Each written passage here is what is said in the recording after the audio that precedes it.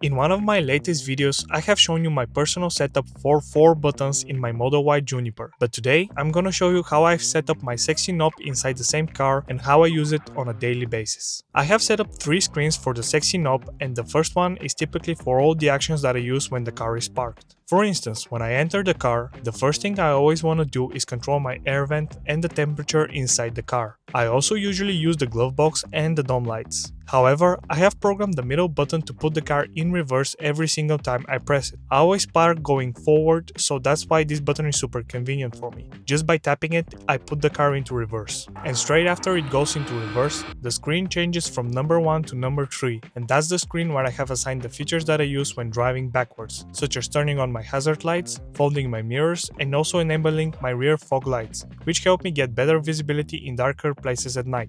As you can see, I have my middle button set to put my car into drive, something that you're typically gonna do after you end up driving in reverse. And right after pressing that button, my car goes into D, the knob goes into page number 2, and also all the actions that I typically use when I'm driving. The first one is the battery preconditioning, which allows me to manually preheat my battery whenever I'm going to a third-party charging station. The second feature I typically use is the regenerative braking. I usually lower it when I have a passenger inside my car and they do not like the strong regen. I also have a button that toggles my acceleration mode, because sometimes in the city I prefer to drive in chill mode, but outside of the city I always prefer to be in sport mode.